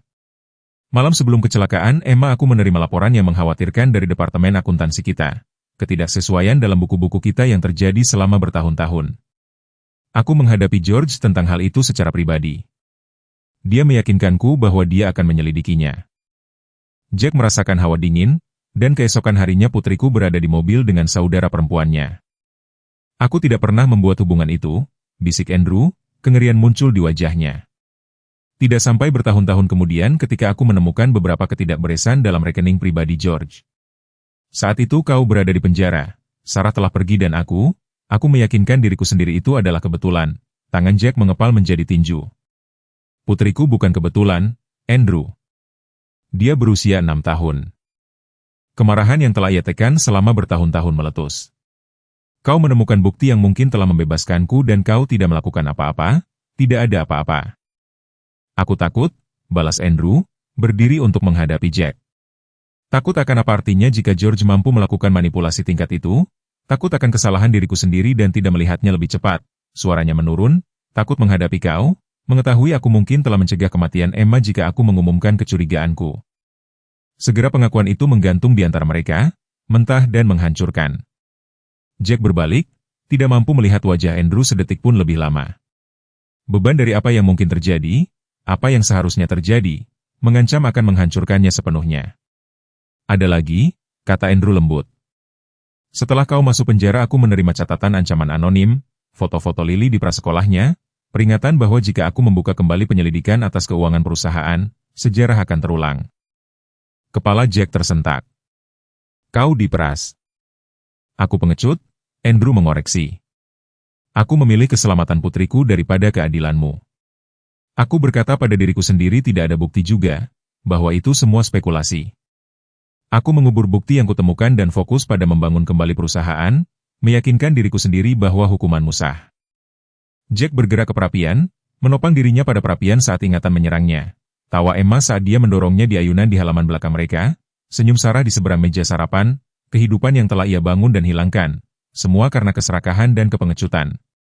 Apakah kau tahu seperti apa penjara itu, Andrew? Tanyanya, suaranya sangat pelan. Pergi dari memiliki segalanya, keluarga, bisnis yang sukses, rasa hormat, menjadi tidak ada apa-apa dalam semalam, dikelilingi oleh penjahat yang kejam, ketika satu-satunya kejahatanmu adalah mempercayai orang yang salah? Dia memalingkan matanya, hampa dengan rasa sakit yang diingat. Malam pertama aku dipukuli sangat parah. Aku menghabiskan seminggu di rumah sakit, hadiah selamat datang dari narapidana lain, mantan orang kaya yang dihukum karena kejahatan kerah putih. Aku menjadi sasaran sejak hari pertama. Wajah Andrew hancur karena rasa bersalah. Jack, Jack memotongnya. Tidak ada yang bisa kau katakan akan mengembalikan tahun-tahun itu, atau keluargaku. Keheningan yang berat jatuh, hanya dipecah oleh rengekan lembut Scott saat dia menekan kaki Jack, menawarkan kenyamanan dengan satu-satunya cara yang dia bisa. Jack dengan linglung membelai kepala anak serigala itu, menarik kekuatan dari hubungan sederhana dan tanpa syarat itu. Ketika aku keluar, Jack melanjutkan setelah beberapa saat, aku tidak punya apa-apa, tidak ada rumah, tidak ada uang, tidak ada teman. Keluarga mertuaku menyalahkanku atas kematian Sarah. Rekan-rekan bisnisku berpura-pura tidak mengenalku. Aku tinggal di rumah singgah selama 6 bulan, bekerja dengan upah minimum di pekerjaan yang tidak ada yang mengenaliku. Senyum pahit membelok di bibirnya. Belas kasihan iblis menemukanku di titik terendahku. Mike Hammer mengenaliku dari turnamen golf amal bertahun-tahun sebelumnya. Alih-alih ejekan, dia menawariku rasa hormat, tempat untuk menjadi bagian. Aku seharusnya berada di sana, bisik Andrew. Aku seharusnya melakukan sesuatu. Ya? Kau seharusnya, persetujuan Jack tanpa ampun. Tetapi kau memilih kenyamananmu daripada kebenaran, putrimu daripada putriku. Andrew tersentak seolah dipukul. Itu tidak adil, kan? Jack menantang. Kau baru saja mengakui bahwa kau mengubur bukti yang mungkin telah membebaskanku karena kau takut pada Lily. Kau memilih hidupnya daripada keadilan untuk kematian Emma. Apa yang akan kau lakukan? Andrew menuntut. Kilatan amarah menerobos rasa bersalahnya. Jika posisinya terbalik? Jika seseorang mengancam Emma saat aku di penjara? Apakah kau akan mempertaruhkan hidupnya untuk keadilan abstrak? Pertanyaan itu mendarat seperti pukulan fisik, memaksa Jack untuk menghadapi kebenaran yang tidak nyaman. Apakah dia akan bertindak berbeda jika situasi mereka terbalik? Apakah dia akan mengorbankan anak Andrew untuk kebenaran? Sebelum dia bisa menjawab, pintu terbuka dan agen charter masuk kembali dengan Sheriff Davis. Keduanya mengenakan ekspresi serius. Tuan-tuan, saya minta maaf atas interupsi ini, tetapi kami telah menemukan sesuatu yang signifikan selama interogasi awal kami terhadap Tuan Thompson. Nada klinis agen charter tidak melakukan apapun untuk melembutkan dampak dari kata-kata berikutnya. Kami memiliki alasan untuk percaya kecelakaan mobil yang menewaskan Emma Reynolds sengaja diatur. Jack merasakan ruangan miring di sekelilingnya, kehadiran hangat Scott di kakinya, satu-satunya hal yang membuatnya berlabuh pada kenyataan. Katakan itu lagi, tuntutnya. Kami menemukan berkas terenkripsi di server pribadi Thompson, dia menjelaskan, sikap profesionalnya merosot untuk mengungkapkan simpati yang tulus, catatan pembayaran kepada saudara perempuannya, Marjorie, sejak 15 tahun yang lalu, dimulai sehari setelah kecelakaan itu. Dan dia ragu-ragu, melirik Sheriff Davis sebelum melanjutkan, komunikasi yang menunjukkan kecelakaan itu diatur agar tampak tidak sengaja. Dibunuh, Jack menghembuskan kata itu, nyaris tidak terdengar. Dia membunuh putriku, Andrew mengeluarkan suara tersedak, merosot kembali ke kursinya. Tapi kenapa? Apa yang mungkin membenarkan? Sheriff Davis menyela dengan kasar. Menurut apa yang Thompson katakan sekarang, rencananya adalah untuk memisahkan kalian berdua, memanfaatkan kesedihan dan gangguan kalian untuk menggelapkan dari perusahaan. Ketika Jack mulai memperhatikan ketidaksesuaian keuangan, meskipun tragedi pribadinya, Thompson meningkatkannya dengan menjebaknya atas penipuan. Agen Charter mengangguk. Thompson tampaknya telah menjalankan skema kompleks selama beberapa dekade, menyedot uang dari Williams Enterprises melalui perusahaan cangkang dan rekening luar negeri. Total gabungan diperkirakan lebih dari 50 juta dolar. 50 juta dolar, harga kehidupan Emma, keputusasaan Sarah, kebebasan dan reputasi Jack. Ruangan itu tampak menutup di sekelilingnya saat kengerian penuh dari kekejaman terencana George Thompson menjadi jelas. Aku ingin melihatnya, kata Jack, suaranya mematikan. Itu tidak mungkin saat ini, Tuan Reynolds, agen Charter memulai, tetapi Jack memotongnya. Dia menghancurkan keluargaku demi uang, kata Jack, setiap kata, tepat dan tajam seperti pisau. Dia membunuh putriku yang berusia 6 tahun. Dia mendorong istriku untuk bunuh diri. Dia mencuri 15 tahun hidupku dan aku ingin 5 menit bersamanya sendirian. Jack, suara Andrew pecah saat mengucapkan namanya. Jangan, kumohon. Dia tidak pantas membuang hidupmu sekarang. Hidupku? Jack tertawa, suara itu tanpa humor. Kehidupan apa, Andrew? Aku seorang mantan narapidana berusia 55 tahun yang tinggal di kabin di hutan. Satu-satunya temanku adalah anak serigala. Aku berkendara dengan geng motor karena mereka satu-satunya orang yang tidak melihatku seperti aku sampah. Suaranya merendah menjadi bisikan. Aku mati 15 tahun yang lalu, ketika Emma meninggal. Aku hanya tidak tahu sampai sekarang. Dan pada saat itu, berdiri di rumah mewah pria yang dulunya adalah teman terdekatnya, dikelilingi oleh perangkap kehidupan yang seharusnya menjadi miliknya, Jack Reynolds akhirnya menghadapi ukuran penuh dari apa yang telah dicuri darinya. Bukan hanya keluarga dan kebebasannya, tetapi masa depannya, harapannya, rasa diri yang sangat dia miliki. Tragedi itu bukan hanya apa yang terjadi 15 tahun yang lalu. Itu adalah cangkang kosong dari kehidupan yang dia tinggalkan untuk bertahan hari demi hari yang tidak berarti sementara arsitek kehancurannya makmur. Agen Charter mempelajari wajah Jack, sedikit belas kasih profesional melembutkan fitur tegasnya. Tuan Reynolds, saya memahami amarah Anda, tetapi saat ini Thompson bekerja sama, melemparkan semua orang ke bawah bus untuk menyelamatkan dirinya sendiri. Kami membutuhkan kesaksiannya, tidak rumit oleh konfrontasi apapun. Jack mengangguk kaku, tidak mempercayai dirinya untuk berbicara. Luka mentah karena mengetahui kematian Emma disengaja, bukan kecelakaan tragis tetapi keputusan bisnis yang diperhitungkan, mengancam akan menguasainya sepenuhnya. Ada hal lain yang harus kau ketahui, agen Charter melanjutkan dengan hati-hati. Ketika kami menangkap Thompson di bandara dia memiliki sejumlah besar dokumen bersamanya, bukti yang jelas-jelas dia rencanakan untuk digunakan sebagai pengaruh jika dia membutuhkannya. Dia melirik Andrew, termasuk pernyataan bersumpah dari 2 mantan karyawan Reynolds Williams Construction yang menyatakan mereka dibayar untuk menanam bukti palsu terhadap Anda. Pembebasan Tuan Reynolds, Sheriff Davis menerjemahkan dengan kasar, bukti resmi dari apa yang telah kau ketahui selama ini, kau tidak bersalah.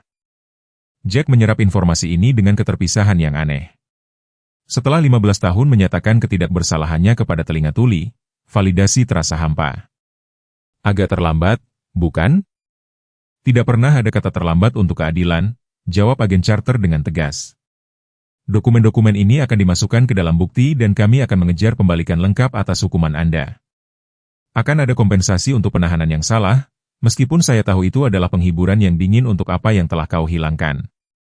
Andrew menjadi pucat pasi, implikasi dari dokumentasi ekstensif Thompson jelas mengenainya. Apalagi yang dia miliki? Agen Charter ragu-ragu, matanya beralih di antara kedua pria itu. Catatan komunikasi yang menunjukkan bahwa Tuan Williams menyadari ketidakberesan tertentu dalam keuangan perusahaan setelah hukuman Tuan Reynolds. Tidak cukup untuk melibatkan Anda dalam penipuan awal, tetapi berpotensi cukup untuk menimbulkan pertanyaan tentang penghalangan keadilan. Pukulan itu mendarat persis seperti yang Thompson inginkan. Bahkan dari kejauhan, Jack melihat campuran rasa malu dan takut melintasi wajah Andrew saat 15 tahun ketidaktahuan yang disengaja dan pilihan yang melayani diri sendiri mengancam akan runtuh di sekelilingnya. "Kau tahu," kata Jack datar. "Mungkin tidak semuanya, tetapi cukup dan kau tidak melakukan apa-apa. Aku mengatakan kepadamu bahwa aku diancam." Pembelaan Andrew terdengar lemah bahkan di telinganya sendiri. Dia mengirim foto-foto Lily, menyiratkan dia akan melakukan padanya apa yang terjadi pada Emma jika aku mengejar ketidaksesuaian yang kutemukan. Agen Carter berdeham. "Tuan Williams, pemerasan memang merupakan faktor yang meringankan, tetapi kegagalan untuk melaporkan ancaman semacam itu kepada pihak berwenang itu sendiri merupakan pelanggaran pidana. Saya menyarankan Anda untuk berbicara dengan pengacara Anda sebelum membuat pernyataan lebih lanjut." Jack menyaksikan dunia mantan rekannya hancur dan tidak merasakan apa-apa. Pembenaran yang telah ia bayangkan selama bertahun-tahun, menghadapi Andrew dengan bukti pengkhianatannya, menyaksikannya menghadapi konsekuensi, tanpa tidak berarti dalam bayangan tragedi yang lebih besar, pembunuhan Emma yang disengaja. Keheningan tegang dipecah oleh suara langkah kaki kecil di tangga. Lily muncul di pintu, tampaknya telah menyelinap pergi dari ibunya. Dia memperhatikan wajah suram orang dewasa itu, lalu bergerak langsung ke sisi Jack, meraih Scott, yang menyambutnya dengan dorongan lembut. "Tuan Jack," katanya, suaranya kecil tapi tegas. "Apakah Scott akan tinggal bersama kita sekarang, karena dia menyelamatkanku?" Pertanyaan polos itu menembus suasana berat. Jack berlutut sejajar dengannya, terkejut lagi dengan kemiripannya dengan Emma. Scott adalah milik hutan, Lily, sebagai rumahnya.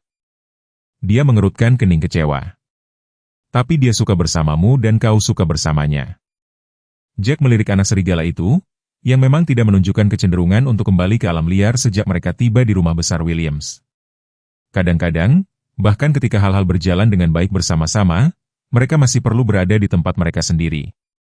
"Seperti kau dan ayahku," Lily bertanya dengan persepsi yang meresahkan.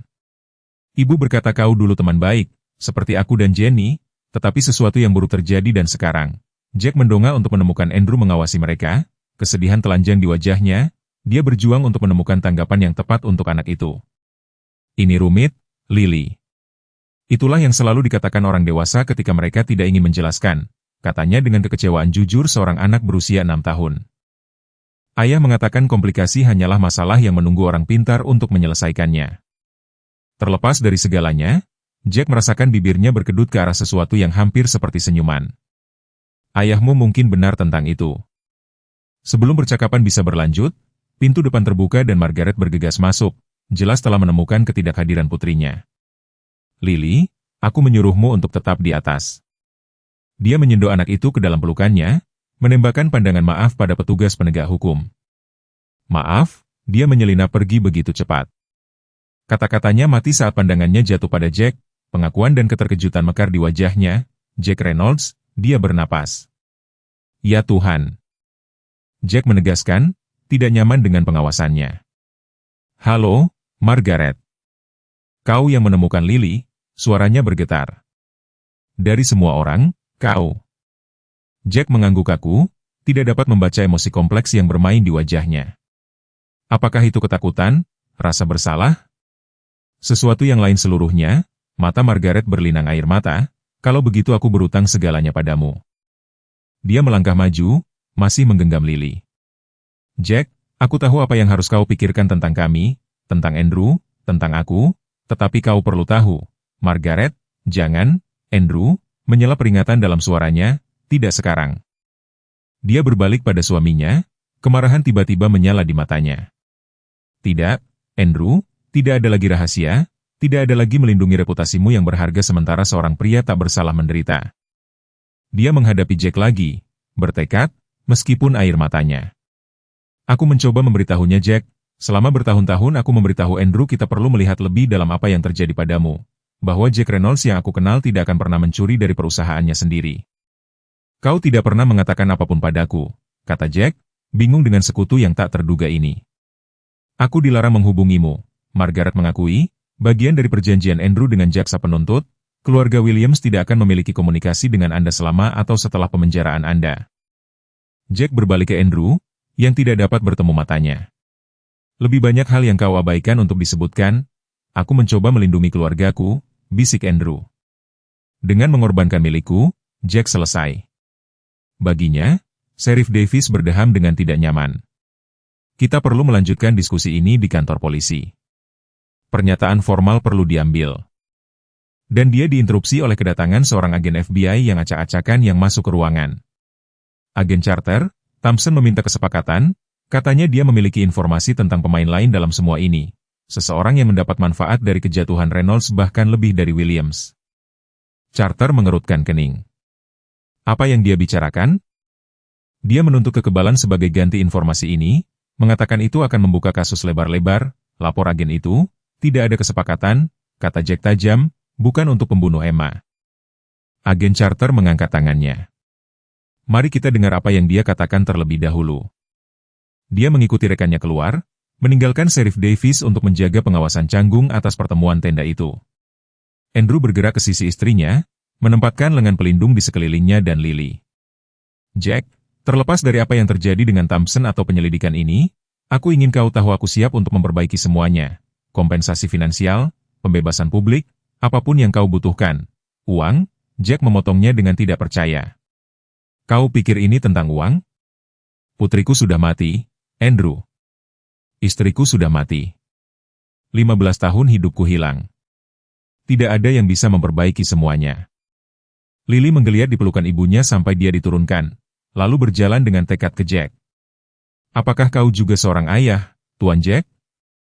Pertanyaan sederhana itu mendarat seperti pukulan fisik. Tenggorokan Jack menegang saat dia mengangguk. Ya, Lily.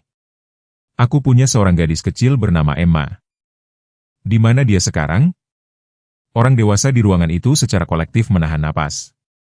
Margaret mulai meraih putrinya, tetapi Jack menggelengkan kepalanya sedikit, menunjukkan bahwa itu baik-baik saja. Dia meninggal, Lily, dulu sekali. Wajah Lily berkerut dalam konsentrasi. Apakah itu sebabnya kau sangat sedih? Ketika Jack tidak menjawab, dia melanjutkan dengan ketegasan anak-anak yang tak henti-hentinya. Ikan masku Bubles meninggal tahun lalu. Aku sangat sedih. Ayah mengatakan Bubles berenang di surga, tetapi aku masih merindukannya di sini bersamaku. Suara tercekik lolos dari Andrew pada perbandingan polos putrinya. Jack berlutut sejajar dengan Lily, suaranya lembut, meskipun badai mengamuk di dalam dirinya. Ya, itu bagian dari mengapa aku sedih. Aku sangat merindukan Emma. Apakah itu sebabnya kau memiliki Scott sebagai gantinya? Jadi kau tidak sendirian? Jack melirik anak serigala yang tetap teguh di sisinya sepanjang kekacauan. Scott menemukanku sebenarnya. Kadang-kadang dunia memberimu apa yang kau butuhkan, bahkan ketika kau tidak tahu kau membutuhkannya. Momen itu diinterupsi oleh kembalinya agen Charter. Ekspresinya yang biasanya tenang telah digantikan oleh keterkejutan dan ketidakpercayaan. Tuan Reynolds, Tuan Williams, aku membutuhkan kalian berdua untuk ikut denganku segera. Thompson baru saja membuat klaim yang mengubah segalanya. Klaim apa? Andrew menuntut, mempererat cengkeramannya pada Margaret. Agen Charter menatap langsung ke Jack. Dia mengatakan Emma Reynolds tidak meninggal dalam kecelakaan mobil itu 15 tahun yang lalu. Ruangan itu tampak miring di bawah kaki Jack. Itu bohong. Dia mengatur suaranya mentah. Aku mengidentifikasi tubuhnya sendiri. Kau mengidentifikasi sebuah tubuh? Agen Charter mengoreksi dengan hati-hati. Thompson mengklaim saudara perempuannya, Marjorie, membantu mengatur kecelakaan itu dengan anak yang berbeda, Jane Doe dari kamar mayat daerah. Rencananya tampaknya menggunakan Emma sebagai pengaruh jika perlu. Tapi apa? Jack menuntut, jantungnya berdebar begitu keras sehingga dia hampir tidak bisa mendengar deru di telinganya. Thompson mengklaim dia mengkhianati saudara perempuannya, mengambil anak itu sendiri dan mengatur adopsinya melalui jaringan ilegal. Dia memiliki koneksi dengan sikap profesional agen Charter retak sedikit, mengungkapkan keterkejutan yang tulus di bawahnya. Dia mengatakan dia menginginkan asuransi terhadap kalian berdua, Williams dan Reynolds, jika penggelapannya pernah ditemukan. Jack menggelengkan kepalanya tidak percaya. Tidak, ini manipulasi lain. Emma meninggal. Aku menguburnya. Suaranya pecah. Aku mengunjungi makamnya setiap hari Minggu selama 5 tahun sampai mereka mengirimku ke penjara.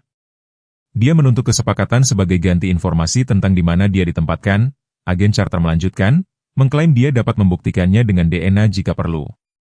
Andrew menjadi pucat pasi. Ini gila, Jack. Dia jelas mencoba memanipulasi penyelidikan untuk mendapatkan dirinya sendiri. Waktu, potong Jack, sebuah tepi berbahaya pada suaranya. Di mana Thompson sekarang? Dalam tahanan kami di fasilitas daerah, jawab Sheriff Davis, di bawah penjagaan. Jack berbalik ke agen FBI. Aku ingin mendengar ini darinya secara langsung. Tidak ada kesepakatan, tidak ada janji, hanya kebenaran. Agen Carter mengangguk perlahan. Kami akan menyarankan hal yang sama. Kalian berdua harus hadir untuk interogasi ini, dia ragu-ragu. Tetapi aku perlu menekankan bahwa ini bisa menjadi penipuan yang rumit. Harapan adalah motivator yang kuat dan Thompson mengetahuinya. Jack nyaris tidak mendengar peringatannya. Kemungkinan yang mengerikan dan rapuh telah berakar, bahwa emaknya, mungkin masih hidup di suatu tempat. Pikiran itu hampir terlalu menyakitkan untuk dipertimbangkan, namun tidak mungkin untuk diabaikan. Jam berikutnya berlalu dalam kebingungan. Pengaturan dibuat, Margaret tinggal bersama Lily dan Jack mendapati dirinya bersikeras bahwa Scott menemaninya. Sebuah permintaan yang diberikan pihak berwenang dengan enggan setelah anak serigala itu menolak untuk dipisahkan darinya. Hammer dan pengendara motor lainnya mengikuti dalam prosesi di belakang kendaraan resmi, sebuah pertunjukan dukungan diam-diam yang diakui Jack dengan anggukan syukur. Fasilitas penahanan daerah adalah bangunan beton yang mencolok di pinggiran Millfield. George Thompson telah ditempatkan di ruang wawancara yang tampak persis seperti yang diingat Jack dari penangkapannya sendiri 15 tahun sebelumnya. Dinding krem, meja logam yang dibaut ke lantai, kursi yang tidak nyaman dan kaca cermin yang selalu ada di jendela observasi. Thompson mendongak ketika mereka masuk, kesombongannya sebelumnya mereda tetapi tidak padam oleh keadaannya. Sebuah seringai bermain di sudut mulutnya ketika dia melihat Jack dan Andrew masuk bersama-sama, diikuti oleh agen Carter dan Sheriff Davis. Para mitra yang hilang akhirnya bersatu kembali. Thompson mengejek, sungguh menyentuh. Jack melawan keinginan untuk menerkam meja, tangannya mengepal menjadi tinju di sisinya. Scott menekan kakinya, kehadiran yang menenangkan. Tidak ada permainan, Thompson, kata agen Carter tajam. Kau mengklaim Emma Reynolds selamat dari kecelakaan itu. Buktikan itu. Thompson bersandar di kursinya, rantai borgolnya bergemerincing di atas meja. Asuransi, itulah yang dipertahankan oleh para pebisnis yang baik, asuransi terhadap keadaan yang tidak terduga. Matanya beralih ke Andrew. Kau mengajariku itu, kan, Andrew? Selalu memiliki pengaruh. Langsung ke intinya, geram Sheriff Davis. Intiku, Thompson melanjutkan, adalah aku telah menghabiskan 20 tahun untuk membangun pengaman. Ketika saudara perempuanku datang kepadaku dengan kekhawatiran tentang keuangan perusahaan, kekhawatiran yang melibatkan kedua mitra. Aku melihat sebuah kesempatan. Tatapannya tertuju pada Jack. Reynolds semakin dekat untuk menemukan akuntansi kreatifku. Dia perlu diganggu, pada akhirnya dihilangkan. Marjorie menyarankan untuk menargetkan apa yang paling dia hargai. Suara Jack sangat pelan, putriku. Rencana aslinya sederhana, mengatur kecelakaan yang cukup parah untuk menjadi fatal, mengganti anak itu dengan jendu yang mirip dan menggunakan pengaruh terhadap Reynolds jika diperlukan. Thompson berbicara dengan nada terpisah dari membahas transaksi bisnis. Tapi aku melihat kesempatan yang lebih baik. Mengapa menyia-nyiakan pengaruh yang sangat baik? Jika Reynolds menemukan penipuan itu, terlepas dari kesedihannya, aku akan membutuhkan lebih banyak asuransi. Jadi kau membawanya, kata Andrew, kengerian tampak dalam suaranya. Seorang anak berusia 6 tahun? Thompson mengangguk. Marjorie mengira gadis itu meninggal dalam kecelakaan sebenarnya. Itu lebih keras dari yang direncanakan. Tapi aku sampai di sana lebih dulu, menemukannya tidak sadarkan diri tapi hidup. Penggantinya sudah disiapkan, seorang anak yang telah meninggal karena sebab alami beberapa hari sebelumnya, disimpan di penyimpanan dingin. Deskripsi klinisnya membuat Jack merasa sakit secara fisik. Cukup sederhana untuk menukar mereka sebelum layanan darurat tiba. Di mana dia? Jack menuntut, membungkuk di atas meja. Di mana putriku? Senyum Thompson dingin. Itu tergantung pada penawaran apa yang diberikan kepadaku. Agen Carter maju. Tidak ada kesepakatan sampai kami memverifikasi klaim Anda. Kami butuh bukti. Emma Reynolds masih hidup. DNA bisa diatur, kata Thompson dengan lancar. Mengenai lokasinya, dia ragu-ragu, jelas menimbang pilihannya. Katakan saja dia ditempatkan dengan keluarga yang mampu membayar biaya adopsi yang besar. Anak yang sangat istimewa seperti itu sangat diminati. Keluarga yang mencari tipe anak tertentu, berambut pirang, bermata biru, dari keturunan genetik yang baik, nama. Jack menggeram. Beri aku nama. Mata Thompson berbinar dengan kemenangan jahat. Kau yakin ingin tahu, Reynolds? Mungkin lebih menyakitkan daripada percaya dia sudah mati. Jack membanting telapak tangannya ke meja, menyebabkan semua orang kecuali Thompson tersentak. Di mana putriku, Jack? Suara Andrews tegang, jangan biarkan dia memanipulasi Anda lagi.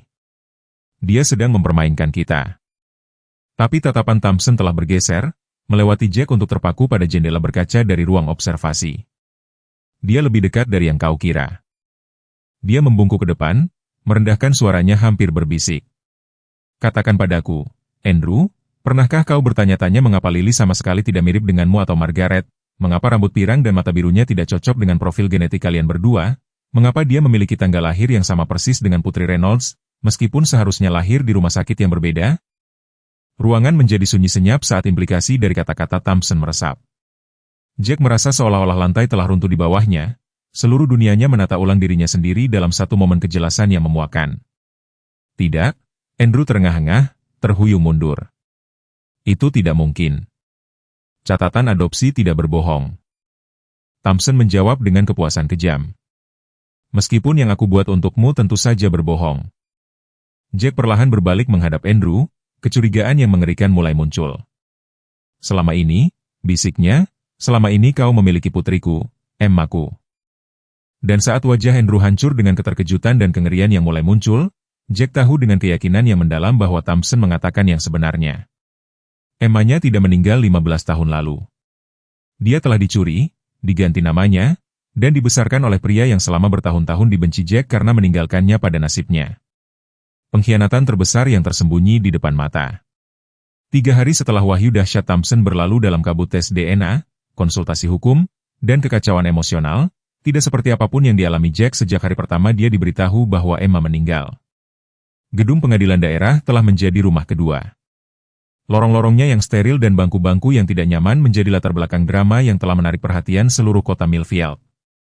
Wahyu bahwa Lily Williams sebenarnya adalah Emma Reynolds, diculik, kematiannya dipalsukan, dan kemudian diadopsi oleh Andrew dan Margaret Williams melalui jaringan kriminal George Thompson, telah mengirimkan gelombang kejutan melalui masyarakat.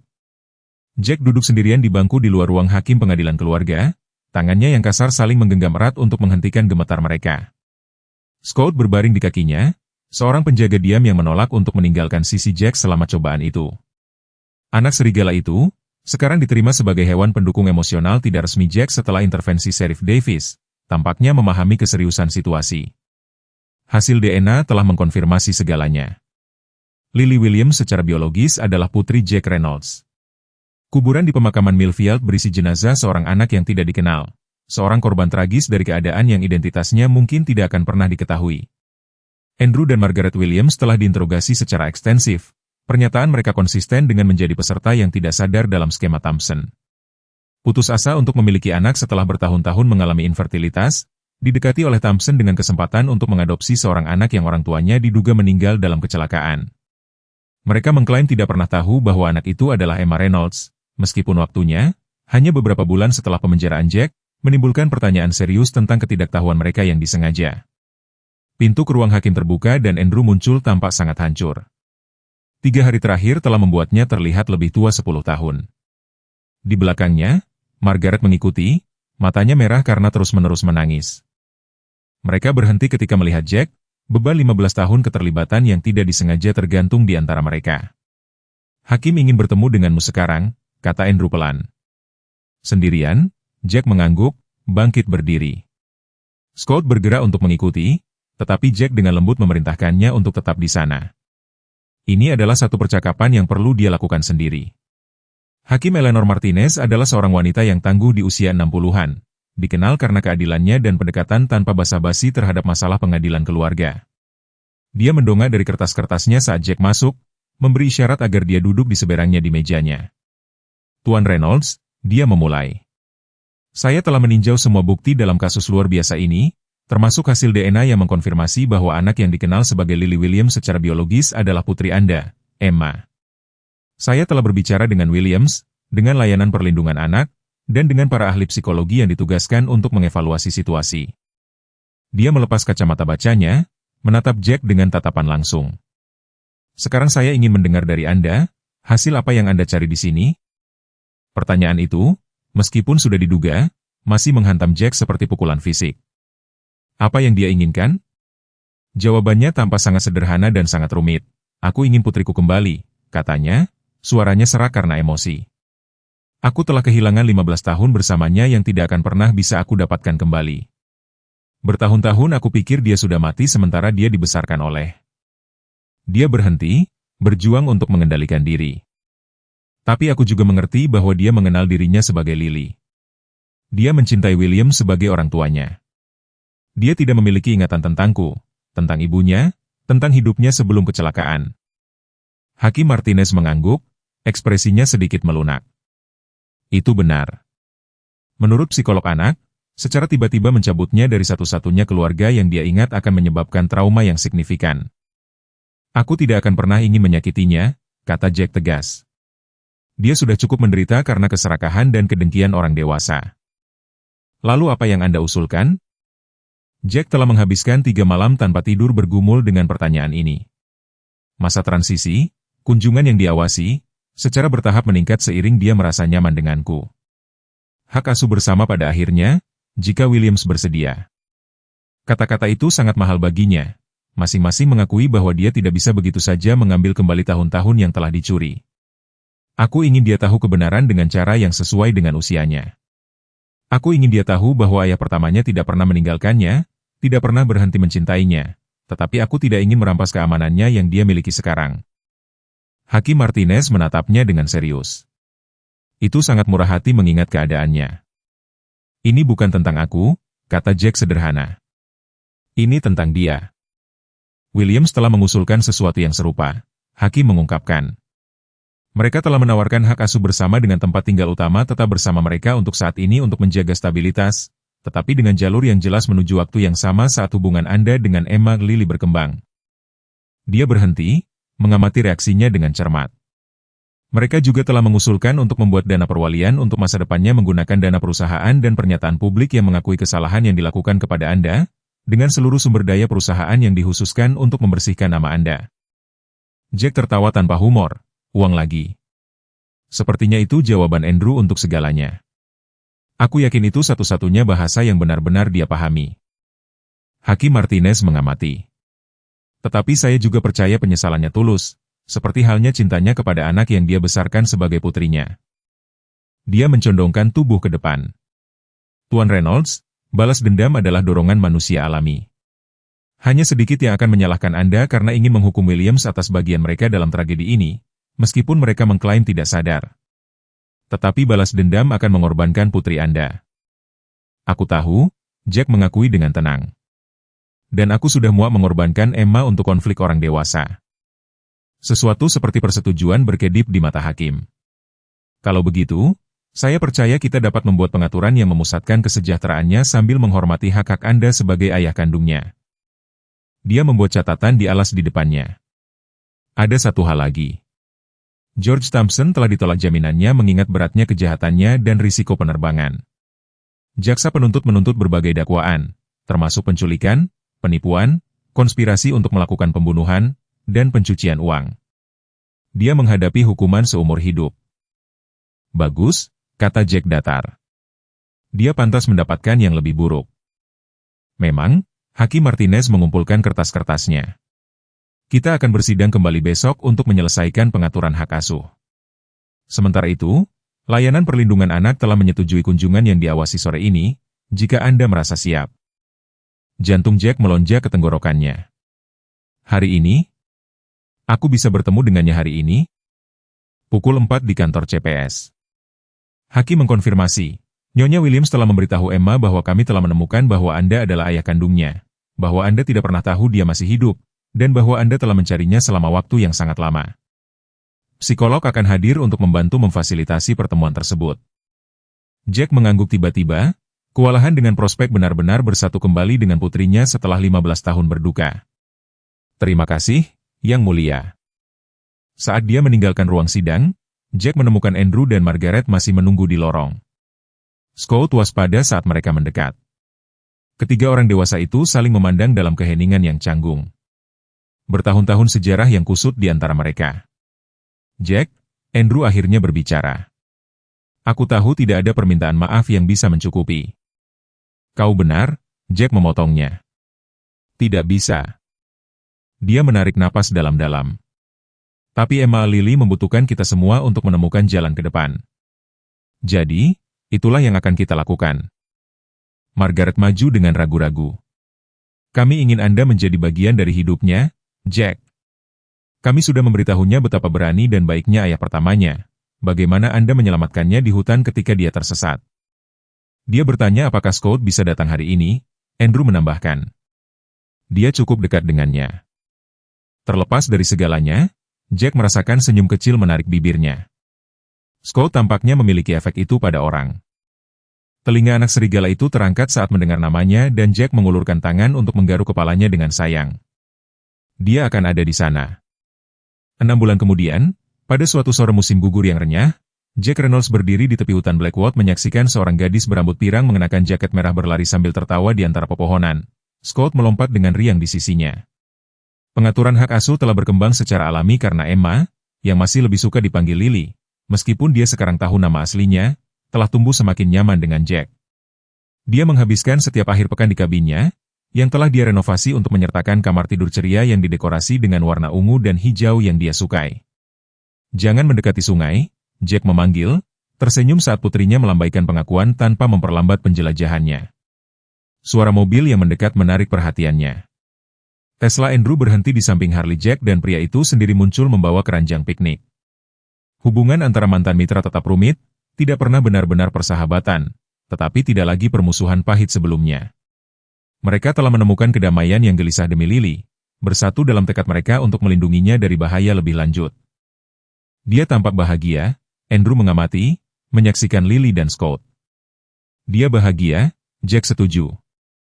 Anak-anak tangguh, mungkin lebih dari kita. Andrew mengangguk, meletakkan keranjang. Margaret mengepak cukup untuk pasukan, seperti biasa. Dia berkata, untuk mengingatkan Lily tentang latihan kontesnya besok. Aku akan mengembalikannya pada siang hari, janji Jack. Pertukaran detail orang tua yang muda ini terkadang masih terasa surreal. Mengasuh anak bersama pria yang pernah dia bersumpah untuk menghancurkannya. Hidup mengambil belokan yang aneh. Seolah membaca pikirannya, Andrew berkata pelan, aku tidak pernah membayangkan kita akan berakhir di sini. Aku juga tidak, Jack mengakui. Tapi disinilah dia membutuhkan kita.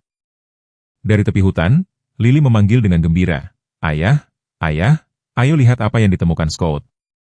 Kedua pria itu bertukar pandang, pengakuan keluarga aneh yang telah mereka bentuk, dan bergerak bersama menuju anak yang menghubungkan mereka, mengikuti serigala yang telah memulai semuanya. Dan saat Jack menyaksikan wajah putrinya berseri-seri dengan sukacita, dia merasakan fragmen terakhir dari kepahitannya mulai larut. Akan selalu ada bekas luka, selalu ada kesedihan atas tahun-tahun yang hilang dan istri yang tidak hidup untuk melihat hari ini. Tetapi di sini sekarang, pada saat ini, ada juga penyembuhan. Ada Emma, hidup dan berkembang.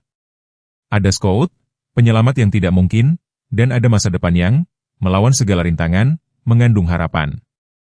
Yang tak terbayangkan memang telah terjadi, bukan ketika seorang pengendara motor meninggalkan seorang gadis kecil di hutan sebagai makanan untuk serigala liar, tetapi ketika seekor serigala liar menuntun seorang pria yang patah hati untuk menemukan tidak hanya seorang anak yang hilang tetapi jalannya sendiri kembali ke kemanusiaan. Hidup mengambil belokan yang tak terduga, seringkali membawa kita melalui hutan kesedihan dan pengkhianatan yang paling gelap. Seiring bertambahnya usia, beban ketidakadilan masa lalu dapat menjadi penjara yang kita buat sendiri. Perjalanan Jack mengingatkan kita bahwa bahkan setelah 15 tahun isolasi pahit, penebusan tetap mungkin. Ketika Scott menuntun Jack ke anak yang ditinggalkan itu, dia tidak hanya menyelamatkan Lily, dia menyelamatkan dirinya sendiri. Terkadang penyembuhan terbesar kita datang melalui membantu orang lain, bahkan ketika setiap naluri menyuruh kita untuk berpaling.